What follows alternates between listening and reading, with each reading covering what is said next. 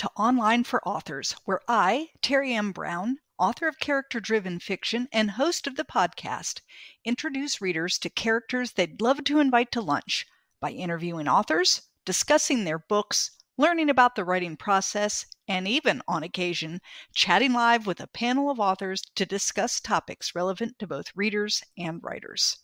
Guest host for Online for Authors, Carole O'Neill, chats today with Donna Jones Alward, author of the book When the World Fell Silent.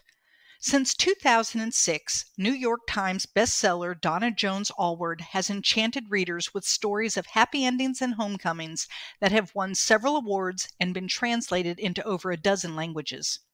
Donna currently lives in Nova Scotia, Canada, with her husband and 2 cats. You can often find her near the water, either kayaking on the lake or walking the sandy beaches to refill her creative well.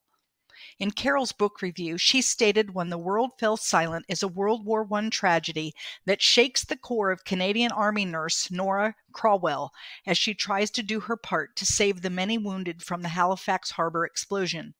She spends day and night stitching up French soldiers, hardly finding time to nourish herself. On the other side of town, new mother Charlotte Campbell tries to accept a life with her difficult in-laws after her husband is reported dead in the trenches across the Atlantic.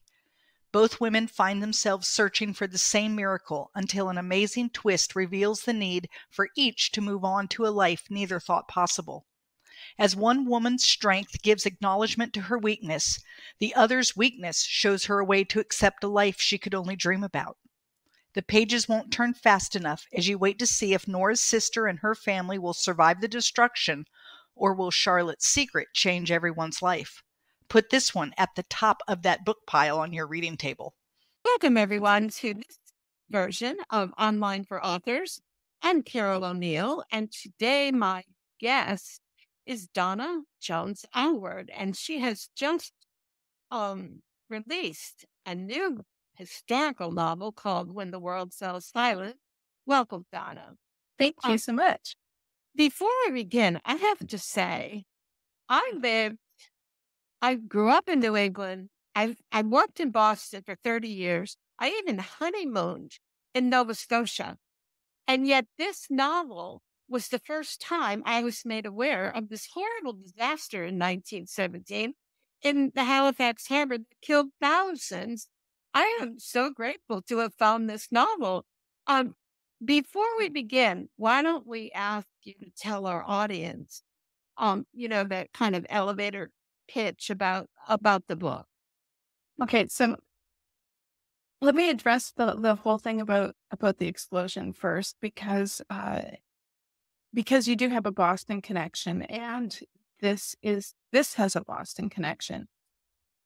I also didn't learn about this in school, and I grew up just one province over. And it wasn't in any of our social studies curriculum. It wasn't in my Canadian history curriculum when I was in 12th grade. But when I did learn about it was in 12th grade in my Atlantic literature class through a novel called Barometer Rising by Hugh MacLennan. And it's a Canadian classic. And so that's how I learned about it, which it's just crazy to me that we don't learn about this, or we didn't, back in my day in school. And the tie to Boston, of course, is that Boston was the first city outside of Canada that, and even faster than some of the cities in Canada, it immediately that afternoon, the mayor and city officials had a meeting. They immediately sent relief. A whole medical unit was sent from Harvard to help out. And so that really created such a strong relationship between Halifax and Boston. And so now every year, Nova Scotia sends a Christmas tree to Boston, and it gets lit up in the Commons every year. It is. And I knew that. I had no idea why. Yeah, that's why. Why? And so the book itself, if I were to give an elevator pitch, would be, it's a story of 2 women who lead very different lives, how their lives are affected by the explosion, how they rebuild their lives and the choices they have to make, and then a secret that is going to bring them together in a pretty devastating way. Very devastating. Yeah. Toward, as it builds toward the end of the book. And, no one's ever going to be the same. No, it's clear in the beginning that Nora and her sister Jane are completely opposite. Nora is the one who, she doesn't want to follow the motherly style like her sisters would. Right. She loves being that bluebird, becoming the lieutenant in the Canadian Army Nursing Corps. As I read it further, it seemed almost that she almost wanted to be a doctor. I don't know if that's what you were going for, but why do you think they were at such odds about they grew up together, but yet they were so very different? I think sometimes there's a birth order. Sometimes there's just a personality difference. And, Nora was always, she just wasn't the kind that wanted to necessarily settle down and start a family right away. And I think she would have wanted to eventually. But, she just was in no rush. She was really enjoying herself. She was enjoying being part of the war effort, and, wasn't really ready to give that up and move on.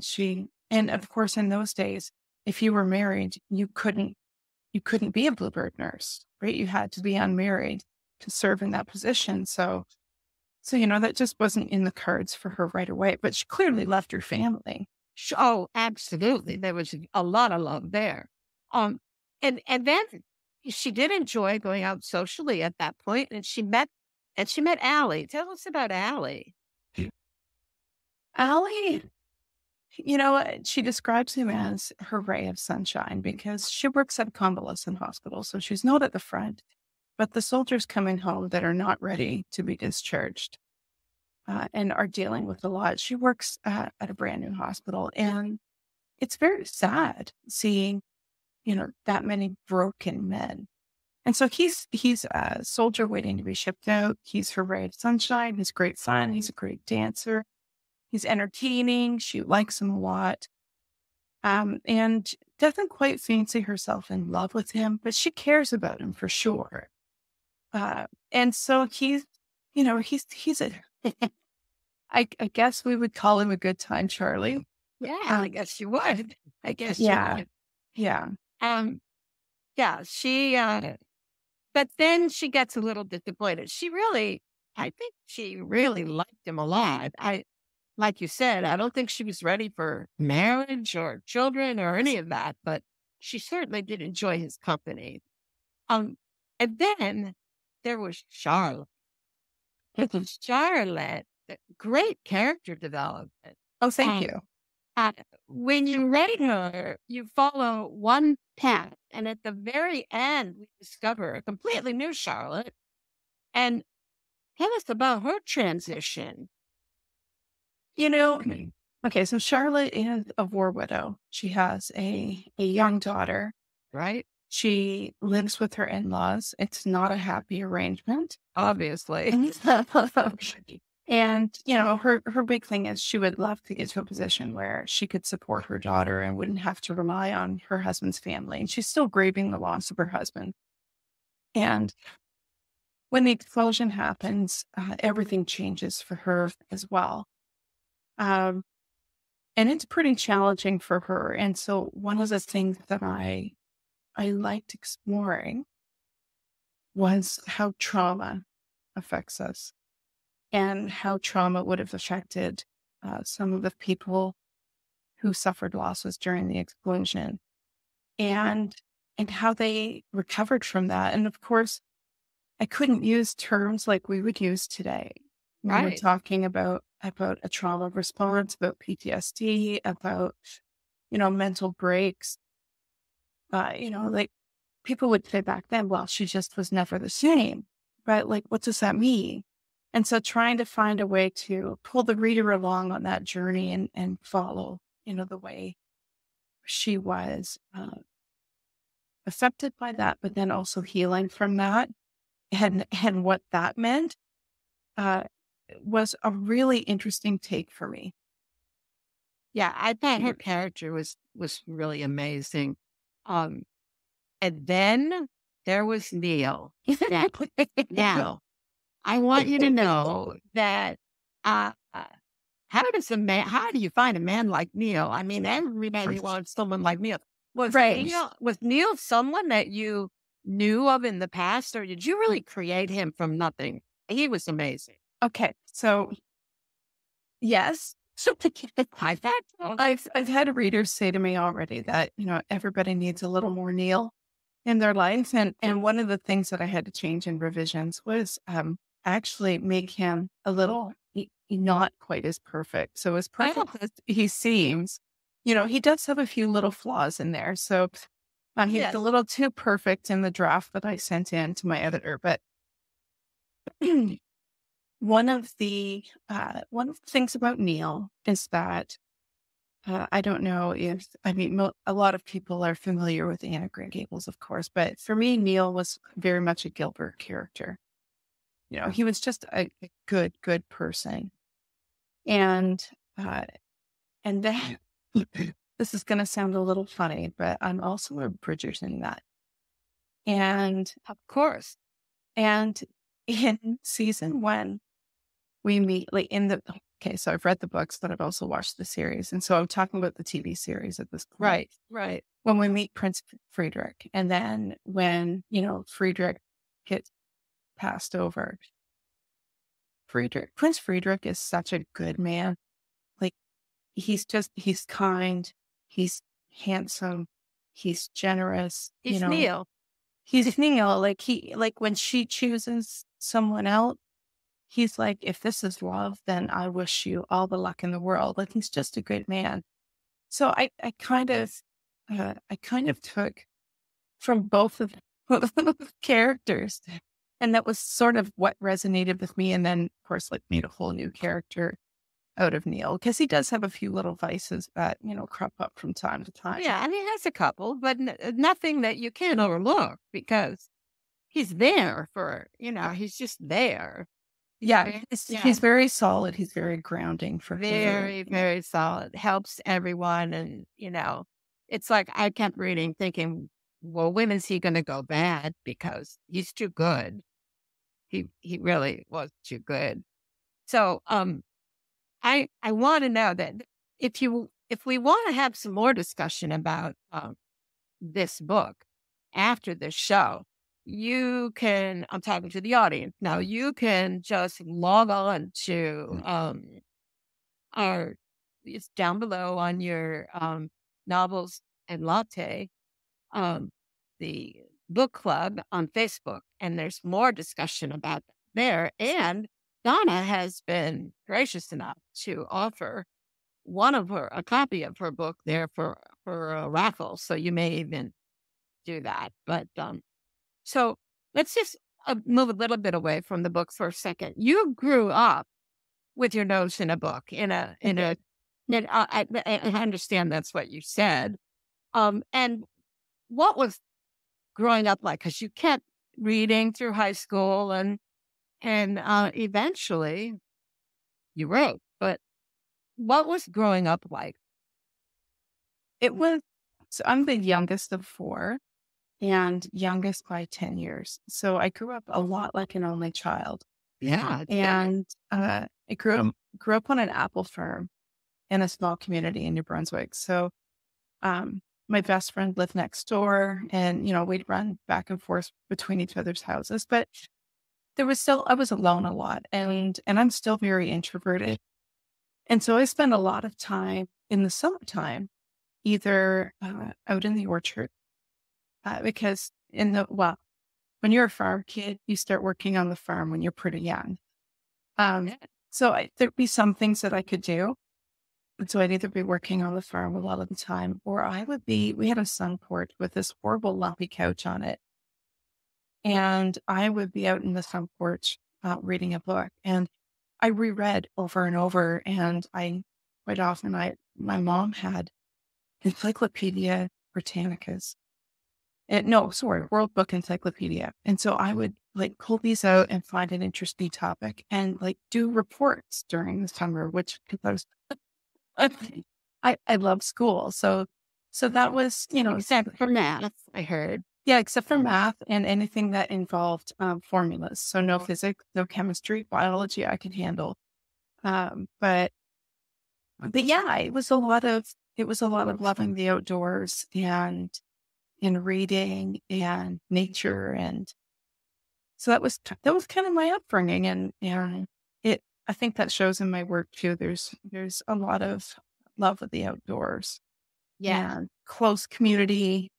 I grew up in a very close knit community, so close community ties. And You did. And while we're talking about this as your first historical novel, this is certainly not the first book you've written. So, yeah, and I looked at some of the romance novels, and they look there's a lot of Western feel to it. Tell me how you started writing.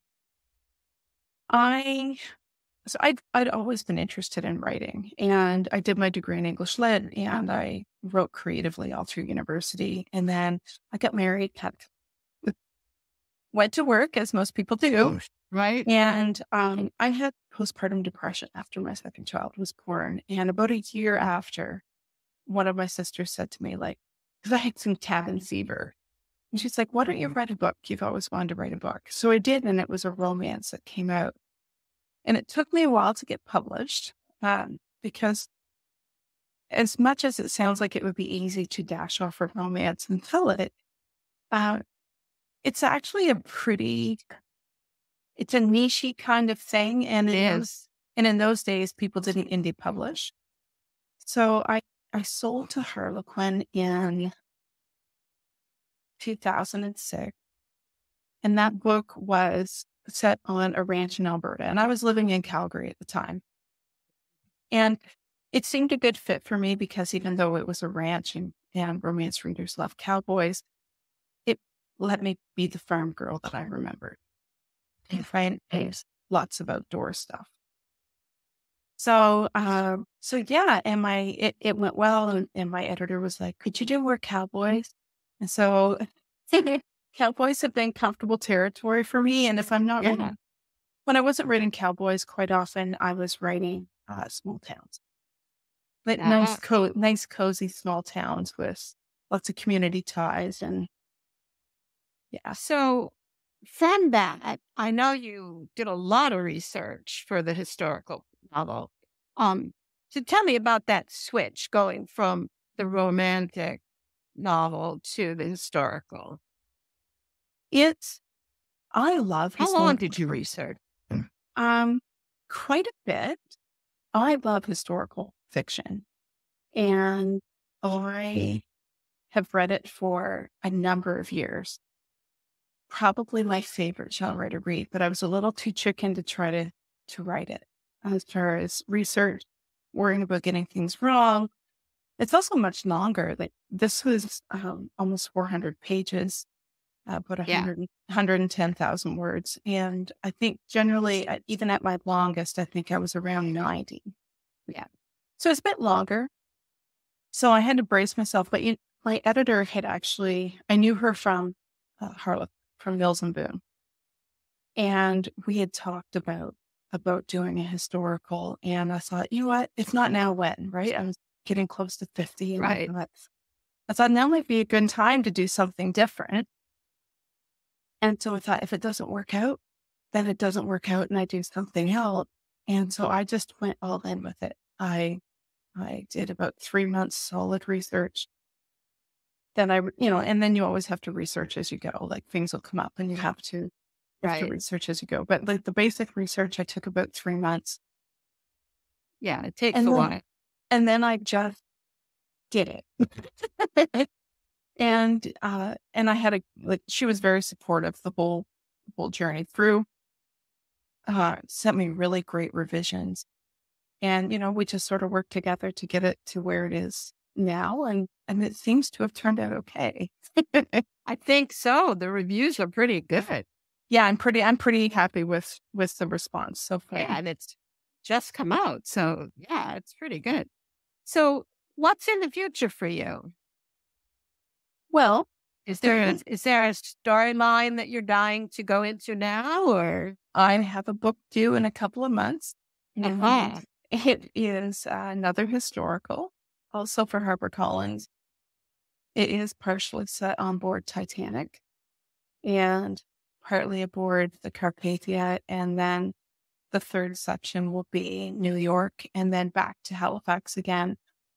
A lot of people don't realize that when the bodies were recovered, they were brought back to Halifax. And so that's right. I did hear that. Yeah. So there's a cemetery here with a Titanic section. There's a great display at our exhibit at our Maritime Museum of the Atlantic. Lots of Nova Scotia ties to Titanic. So I get to bring it back home again, even though this one ventures a little further afield with being on the Titanic and then of course Carpathia. So yeah, that's what I'm working on now. That sounds really interesting. I think of all of the things you've written, do you have a favorite? I mean, obviously this one is good, but of all the other books you've written, what would you say?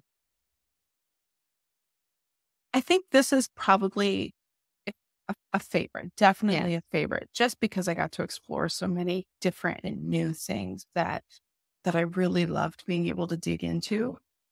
But if I were to pick a favorite of my romances, I did 2 different series for St. Martin's Press.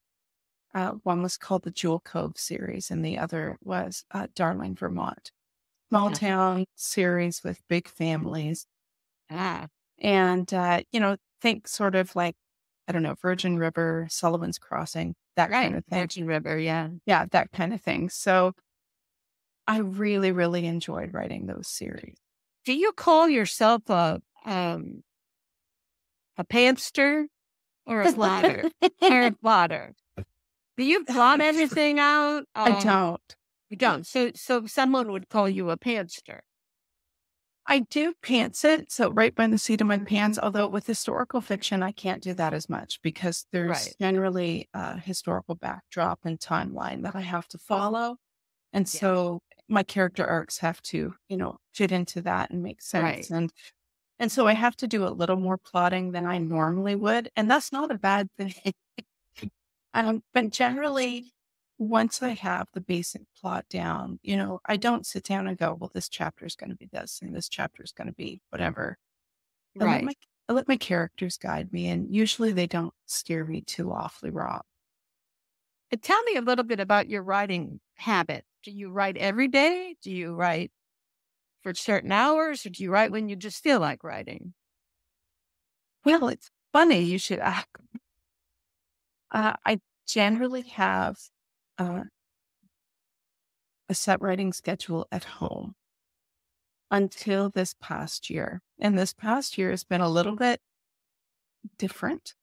For one thing, I've had things going on with this book and a little more, I'm a little more public facing with this, and it's been a bit of an adjustment. But I also have a brand new grandbaby living at the house and my daughter. And so I took a little time off when he was first born, and then we went into summer and summertime. So she's home with the baby, and he's adorable. And then my husband is home because he works for a college, and so he's off in the summers. So it's made my regular schedule a little bit more challenging. Yeah, between feedings and diaper changing. And, playing and snuggling and then wanting to hang out on the deck when the weather's nice with the family. It's been a little more difficult. So middle of September, I'm going to a conference. Once I'm back, we're actually starting a whole new thing where my husband will be at work, and I'm setting myself office hours. Yeah, good idea. Yeah. And so I'll be back because I really am a creature of habit, and I write best in the mornings. If I don't get it done by 2:30 in the afternoon, it's probably not going to get done. Okay. See, now I don't start until later in the afternoon. I don't do well in the mornings.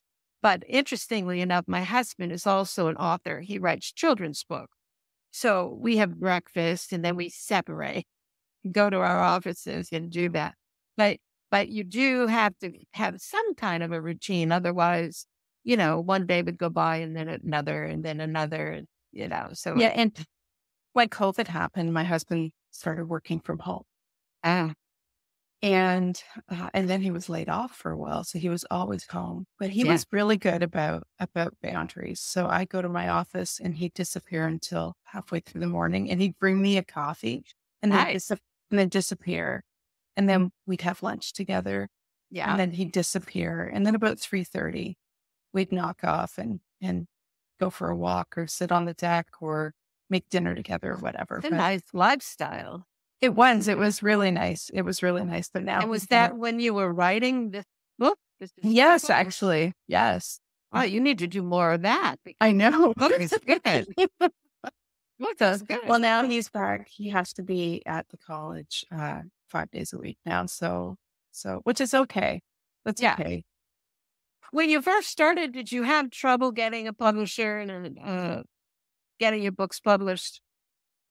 Oh, back in the day. Back in the day? Do you have many rejection letters before that first publication? Lots. The first book that sold for me was my 10th. So I had written and submitted for 5 years before selling that first book. And I've had rejections since, Yeah. So see, yeah. My point is that here you are now with all of this acclamation. Everybody's happy, and you not only switched genres, but you have that whole other stack of books from the research area. I mean, the romance area. Yes. So, we want to encourage people to not give up. No, and sometimes it's just like, when I look at those first books, they weren't ready. I hadn't found my author voice. I hadn't really nailed the conventions of the genre. Genre fiction has conventions, so yes. I hadn't really nailed that and just hadn't. And sometimes it's hitting the right editor with the right story on the right day. So, it just depends. So I just always say that people need to keep going. And the more they prepare, like success and luck happen when preparation meets opportunity, as far as I'm concerned. So it is. Yeah. So just keep going. And if it doesn't happen, it's okay. It's just not your time yet. Such good advice. I really enjoyed talking with you this morning. And how can our audience get in touch with you if they want? Do you have a contact number or a website? I have. My website is www.donnajonesalward.com. There's a contact section there. I'm also on the socials. So on Instagram and I think Twitter, I am just Donna Alward at Donna Alward. Facebook, I'm under Donna Jones Alward author. So that's always hit me up. Anyway, you can always socials. Always find you. Well, thank you again for talking with me, and to everybody out there. Until next time, happy reading, everyone. Thank you so much for having me. You're welcome. Thank you for listening to Online for Authors, where I, Terry M. Brown, author of character-driven fiction and host of the podcast, introduce readers to characters they'd love to invite to lunch. Tune in next Tuesday for another podcast episode.